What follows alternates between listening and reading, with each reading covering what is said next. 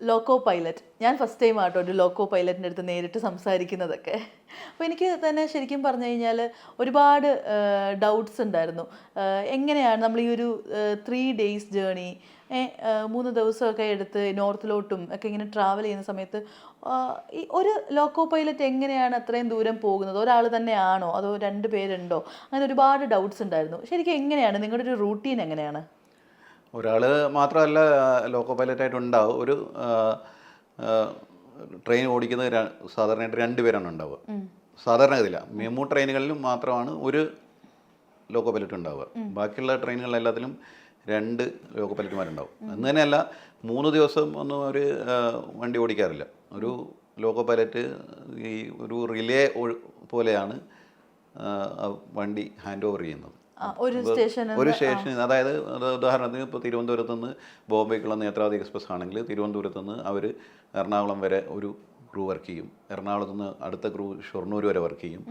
അതിനുശേഷം ക്രൂ എന്ന് പറയുന്നത് ശരിക്കും 2 ലോക്കോ പൈലറ്റും ഒരു ഗാർഡും അടങ്ങുന്നതാണ്. ഗാർഡ് ഇപ്പോൾ ട്രെയിൻ മാനേജർ എന്നാണ് അവരുടെ ഇതിൻ്റെ പേര്.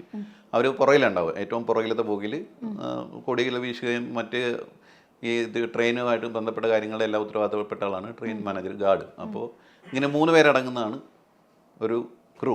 ആ ക്രൂ സാധാരണഗതിയിൽ ഇപ്പോൾ തിരുവനന്തപുരത്ത് നിന്ന് ചാർജ് എടുക്കുന്ന ആൾ എറണാകുളത്ത് ഇറങ്ങുന്നു. എറണാകുളത്ത് നിന്ന് അടുത്ത ക്രൂ കയറുന്നു. അവർ ഷൊർണൂർ ഇറങ്ങും. ഷൊർണൂരിൽ നിന്ന് മംഗലാപുരം, മംഗലാപുരത്ത് നിന്ന് മടുകാവിൽ നിന്ന് രത്നഗിരി, രത്നഗിരിയിൽ നിന്ന് റോഹ, അങ്ങനെ പോവും. റോഹയിൽ നിന്ന് അടുത്ത അതിൻ്റെ LTTയിൽ വരെ അടുത്ത ക്രൂ, അങ്ങനെയാണ് ഉണ്ടാവുക. അപ്പോൾ അതൊരു ഇങ്ങനെ സീരിയസ് ആയിട്ട് പോകുന്ന ഇതാണ്. ഒരാൾ തന്നെയല്ല.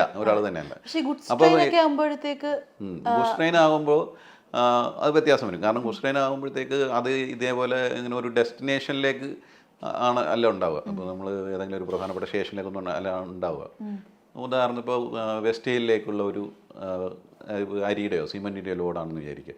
അത് വരുന്ന സ്ഥലത്ത് നിന്ന് ഇതേപോലെ ഇപ്പോൾ റിമോട്ടുള്ള UP എന്നോ അല്ലെങ്കിൽ വേറെ ഏതെങ്കിലും ദൂര സംസ്ഥാനങ്ങളിൽ നിന്നാണ് അവിടെ നിന്നും ഇതേപോലെ കൈമാറിയാണ് വരിക. പക്ഷേ അവരുടെ ഡ്യൂട്ടി ഹൗസിൽ കുറച്ചുകൂടി കൂടുതൽ നേരം എടുക്കും. കാരണം ഈ പറയുന്ന പോലെ നമ്മൾ റെസ്റ്റ് എടുക്കാൻ വേണ്ടിയിട്ട് ഇപ്പോൾ ഷൊർണൂർ, എറണാകുളം, മംഗലാപുരത്തൊക്കെ ഞങ്ങൾക്ക് ഈ ജോലി കഴിഞ്ഞിട്ട് അവിടെ വിശ്രമിക്കാൻ വേണ്ടിയിട്ട് റണ്ണിങ് റൂമുകളുണ്ട്. അവിടെ പോയി നമുക്ക് ഉറങ്ങുകയും ഭക്ഷണം കഴിക്കുകയും മറ്റ് വിശ്രമങ്ങൾ ബാക്കിയുള്ള വിനോദത്തിനൊക്കെ ആയിട്ടുള്ള സൗകര്യങ്ങൾ ഒരുക്കിയിട്ടുണ്ട്. അപ്പോൾ അതൊന്നും ഉണ്ടാവണമെന്നില്ല. ഇപ്പോൾ വെസ്റ്റ് ഹില്ലിലേക്കുള്ള ഒരു ലോഡ് വെസ്റ്റ് ഹില്ലിൻ്റെ അടുത്ത് റണ്ണിങ് റൂമൊന്നും ഉണ്ടാവില്ല. പിന്നെ അവർക്ക് കോഴിക്കോട് പോകേണ്ടി വരും റെസ്റ്റ് എടുക്കാൻ വേണ്ടി. അപ്പോൾ ശരിക്കും നിങ്ങൾക്കപ്പോൾ ഈ പറയുന്ന പോലെ ഒരു ഹോളിഡേ അങ്ങനെയൊന്നും ഇല്ല അല്ലേ? ഇല്ല, ഹോളിഡേ ഒന്നും ഞങ്ങൾക്ക് അങ്ങനെ ഹോളിഡേ ആയിട്ട് കിട്ടില്ല. നാഷണൽ ഹോളിഡേ പോലും ഞങ്ങൾക്ക് അതിന് ഒരു അലവൻസ് തരുന്നതല്ലാതെ നാഷണൽ ഹോളിഡേയിലും ഞങ്ങൾ വർക്ക് ചെയ്യണം. കാരണം ഒരു ദിവസം പോലും ട്രെയിൻ നിർത്തി വെക്കില്ല. കോവിഡ് കാലത്ത് മാത്രമാണ് ട്രെയിൻ നിർത്തി വെച്ചത്. പക്ഷേ അതും പാസഞ്ചർ ട്രെയിനുകൾ മാത്രമായിരുന്നു. ഗുഡ്സ് ട്രെയിനുകൾ ധാരാളം ഓടിയിട്ടുണ്ട്. അതുകൊണ്ട് അപകടങ്ങൾ ഉണ്ടാവുകയും ചെയ്തു. ആൾക്കാർ ധരിച്ചത് ട്രെയിനുകളൊന്നും ഇല്ല എന്നാണ്. പക്ഷേ ഗുഡ്സ് ട്രെയിനുകളും എഞ്ചിനും അന്ന് ഓടിയിരുന്നു. ഒരുപാട് അപകടങ്ങൾ അത് വേറെ ഉണ്ടാവും.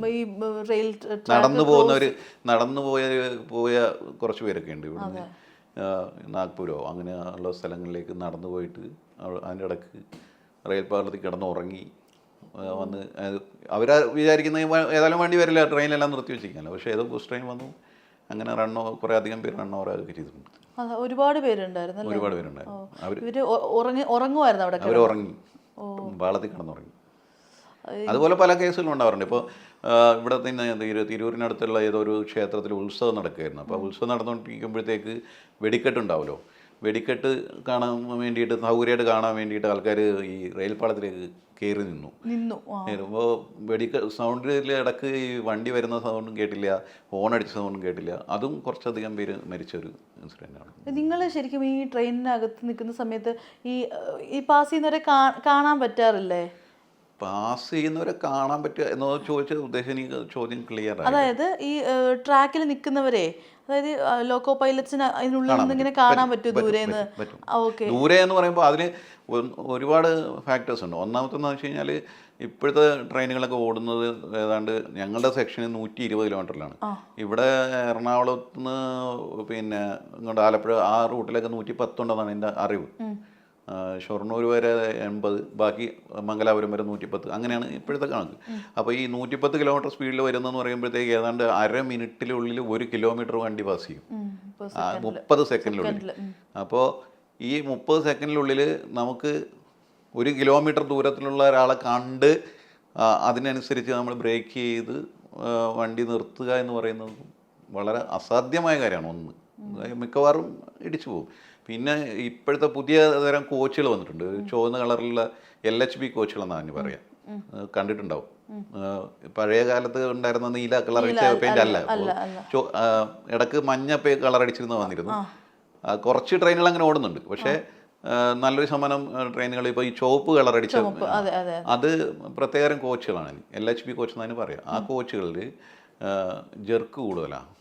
അപ്പോൾ എന്താ സംഭവിക്കുന്നത് വെച്ച് കഴിഞ്ഞാൽ നമ്മൾ പെട്ടെന്ന് ബ്രേക്ക് ചെയ്യുകയാണെങ്കിൽ വണ്ടിക്ക് ഭയങ്കരമായ ജെർക്ക് വരും, വണ്ടിയിൽ ഇരിക്കുന്ന ആൾക്കാരൊക്കെ താഴെ വീഴാനുള്ള സാധ്യതയുണ്ട്, വേണമെങ്കിൽ ഒരു വണ്ടി ഡീറെയിലാവാനുള്ള ഒരു വിദൂര സാധ്യത കൂടിയുണ്ട്.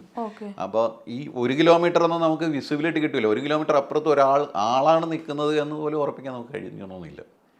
അപ്പോൾ നൂറുജാൻ തന്നെ ആലോചിച്ച് നോക്കിയാൽ മതി, ഇവിടെ നിന്ന് ഒരു 200 മീറ്റർ അപ്പുറത്തുള്ള ഒരു വസ്തു ഇപ്പോൾ അനങ്ങുന്നുണ്ട്. ചിലപ്പോൾ അത് മനുഷ്യനാവാം, മൃഗമാവാം, അല്ലെങ്കിൽ ചിലപ്പോൾ ടിൻ ഫോയിലോ അങ്ങനെയുള്ള എന്തെങ്കിലും ആവാം. നമുക്ക് ഇങ്ങനെ ഒരു അനങ്ങുന്ന പോലെ അത്ര ദൂരമുള്ളതുകൊണ്ടാണ് അത് സംഭവിക്കുന്നത്, കുറേ ദൂരമുള്ളത് എന്ന് തന്നെയല്ല. വളവുകളും തിരിവുകളും ഒരുപാടുണ്ട് താനും. അപ്പോൾ വിസിബിലിറ്റി എന്ന് പറയുമ്പോൾ ഏതാണ്ട് ഒരു 200-300 മീറ്റർ കിട്ടുള്ളൂ. ഈ 200-300 മീറ്റർ ചിലപ്പോൾ 10 സെക്കൻഡ് പോലും വേണ്ടി വരില്ല നമ്മൾ കടന്നു പോകാൻ. ഈ ഒരു നിസ്സഹായ അവസ്ഥയുണ്ടല്ലോ, ഒന്നും ചെയ്യാൻ പറ്റാത്ത ഇതിനകത്തിരുന്നുകൊണ്ട്. അപ്പോൾ ആ ഒരു ട്രോമ എന്ന് പറഞ്ഞാൽ ഭയങ്കര വലുതല്ലേ, നമ്മൾ ആ ഒരു വണ്ടി തട്ടിയിട്ട് പോകുന്ന ഒരു ട്രോമ എന്ന് പറയുമ്പോഴത്തേക്ക്. അപ്പോൾ ഇത് എങ്ങനെ ഇത് ഓവർകം ചെയ്തത്? ഫസ്റ്റ് ആക്സിഡന്റ് അനുഭവം എന്തായിരുന്നു ആദ്യത്തെ? എൻ്റെ ആദ്യത്തെ അനുഭവം ട്രോമ ഉണ്ട്, പക്ഷേ ട്രോമ എന്ന് പറയുന്നത് നമുക്കൊരു ശീലമാകുന്നതുകൊണ്ട് നമ്മുടെ തലച്ചോറ് അത് കുറേയൊക്കെ ഇഗ്നോർ ചെയ്ത് കളയുന്നു. അപ്പോൾ വളരെ സ്പെഷ്യൽ അല്ലാത്ത ചില കേസുകളിൽ ഒഴിച്ചു കഴിഞ്ഞാൽ നമുക്ക് കുറച്ച് കഴിയുമ്പോൾ നമ്മൾ അതിനോട് പൊരുത്തപ്പെടും.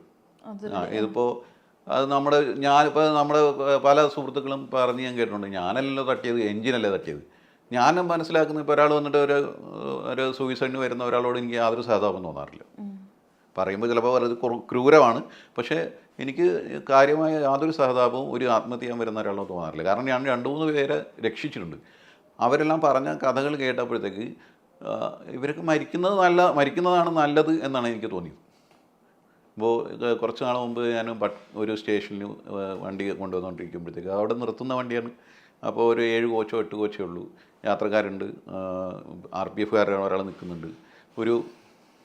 ഈ പാഴ്സൽ അൺലോഡിങ്ങിന് വേണ്ടിയിട്ട് ഇപ്പോൾ പ്രൈവറ്റായിട്ട് ആൾക്കാർക്ക് ഔട്ട്സോഴ്സ് ചെയ്തിട്ടുണ്ട്. അപ്പോൾ അവരുടെ യൂണിഫോം ധരിച്ച ഒരാൾ നിൽക്കുന്നുണ്ട്. അപ്പോൾ ഞങ്ങളുടെ വണ്ടി ഏതാണ്ട് ഇത്ര ദൂരം എത്തിയപ്പോഴത്തേക്ക് അയാൾ ട്രാക്കിലേക്ക് എടുത്ത് ചാടി അവിടെ തലവെച്ച് കിടന്നു.